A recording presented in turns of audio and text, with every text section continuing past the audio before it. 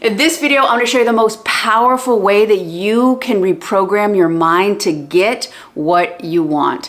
I'm going to be sharing practical ways that you can start implementing this in your life today, as well as sharing the ideal time that you can start using this strategy to maximize its efforts. So let's dive in. So before we move on to how to program your subconscious mind, let's look and see how it originally got programmed so you can better understand the leverage you hold today. So your subconscious programs were originally programmed when you were a child. Between 0 and 6 years old, you had experiences and situations and interpersonal relationships that shaped how you see the world. So maybe if you had a parent who was emotionally immature, didn't have the emotional tools they needed to caretake you, you could have thought, oh, if I was worthy, they would have done it.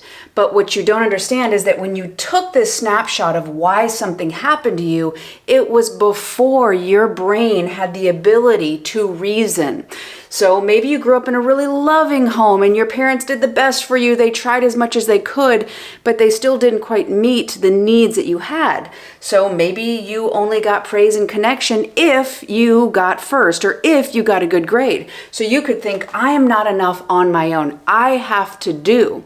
So this is programmed into how you see yourself, how the world works, how you're supposed to act. What you've got to see is right now, this is how you see the world. You do not see your reality as it is. You see your reality through your mind and all the filters that have happened. And unless you've reasoned on this, unless you've updated this, you continue to attract to you. You continue to only be able to perceive, literally with your senses, of people, places, situations that will treat you like you're not worthy and not good enough, or maybe that you're not even lovable. Now, this is not the truth of you, but this is an energetic experience that you could have had, and if it's stuck because it's unconscious, you'll keep recreating it and you'll call that life. By the time you're 35, 95% of your life is going to be run by these subconscious programs. Now, this isn't a doomsday. This is to say that that's how influential they can be. So if your conscious mind, which has the desires, you want a new life, you want to be able to manifest abundance, you want to be able to attract loving, safe, secure relationships, that's only taking up 5%, and these old programs are taking up 95%. Now let me show you how detrimental that is if your conscious and subconscious are on two different pages. So I've created this scale to help you visually understand how pivotal it is to get your subconscious mind on board with your conscious desires. I'm going to show you what that 5 versus 95 looks like. So if you have a desire to create abundance in your life and you want to manifest a new job or just an amount of money, so you're having these thoughts and you're doing this technique and it feels good, but maybe when you were a kid, you perceived or you were actually messaged that you're not worthy, that you're too expensive, you're too much, what you ask for is too much. You could have a subconscious belief that you are not worthy to have that abundance. So if subconsciously, this is 95 nickels, subconsciously,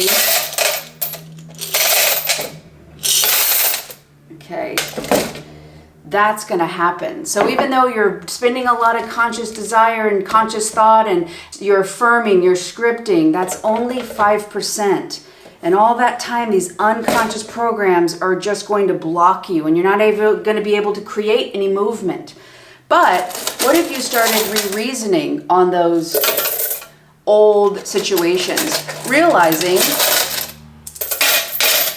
that it was never what you lacked. It was never your fault. Whatever happened to you early on, that was a reflection of the adults around you and not your worth, not what you're capable of.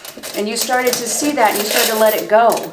Then you started to use what we're going to talk about, later, to shift that, to get your subconscious beliefs on the same page as your conscious desires. You can see how much easier. It's going to be automatic. It's going to feel natural. You're going to move and attract so much easier, not because you put more effort out, but because you got your 95 on page with your 5% of your conscious desires. So let me show you now how you can start to do that. First part is going to be just starting to see, okay, my caregiver, they did the best they could. They're not a bad person, But maybe they didn't hold the key. What they said was not the end all be all. How they treated me had nothing to do with my worth. I deserve to have my needs met. This is kind of the pre-step to just start to understand this. Now, the secret of this technique and to start to change your subconscious mind, yes, start to re-reason to create that space, but to understand that this happened through sensation, through literal physical, at the time it could have been fear, it could have been shame, it could have been guilt, but there was an emotion that was strong in your body, and to why these imprinted or basically got burned into your brain. Oh, okay, when I do that, something bad's gonna happen, or I need to work really, really hard or I won't be loved, right? These very big emotional sensations were happening in your body. So the secret to be able to let go and start to shift this is to tap into that same language, that same level, which is the language of emotion, the language of sensation. So not just sitting there affirming or scripting, but to actually literally embody that experience you're wanting before you are able to live it in your tangible reality. So not just thinking, I want an amount of money, $100,000, but to actually start feeling in your body what that $100,000 is going to bring you. Is it going to bring you a sense of freedom, a sense of independence, or a sense of safety in the world? What does safety feel like in your body? Start to vividly create, because another thing too is your mind does not know the difference between a very vivid imagination at the sensation level and a real life experience. Now, you can't just think of it, you have to think in it. You have to literally, again, I'm going to say it, embody that experience before it's birthed into your reality. Neville Goddard said the secret is in the feeling. Dr. Joe would talk about the electromagnetic signature has to change before you can actually see change in your outside world. And that electromagnetic signature, that magnetic part, the feeling part, is what so many people miss. But when you start to feel different, when you start to resolve this, when you start to feel safe in your body now, start to trust yourself that you can take care of yourself, that you can keep you safe, starting to use discernment on things that no longer serve you, and having the courage to break away from that, because you will not be able to create from a level of survival. So if you are literally in a fear-based state right now, you're going to have to start to cultivate moments and experiences of feeling safe so that in that realm of safety, you can start tapping in to these sensations, because that's going to recreate what happened here. You got programmed here because of those very deep,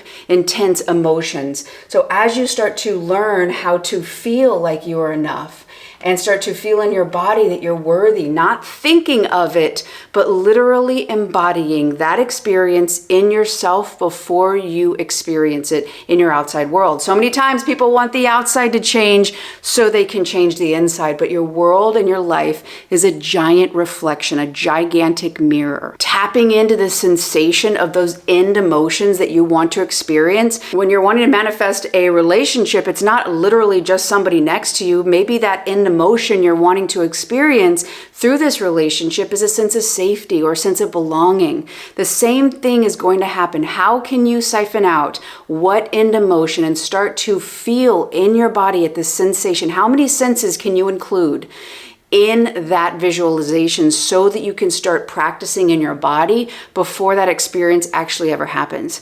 Now, the last part, when is the best time to do this? We can also take a page from that early on experience. The reason that those programs went straight to and got programmed early on is because of your brain waves. During the ages of birth and 6 years old, you're primarily in a theta brainwave. That means you're kind of in a fantasy land. That's why kids, it's so easy for them to imagine and play pretend with like sticks and a rock, and they can be playing in some other world in their mind. But tapping back into that happens naturally in all of us.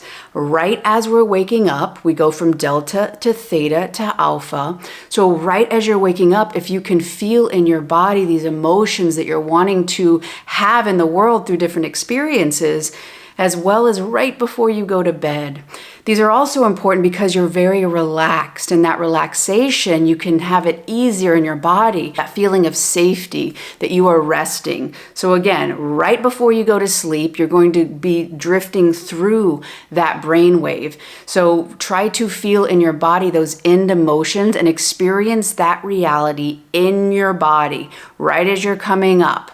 Doesn't have to be thinking about a relationship or thinking about an amount of money. Remember, these are end emotions that you're wanting to bring into your life.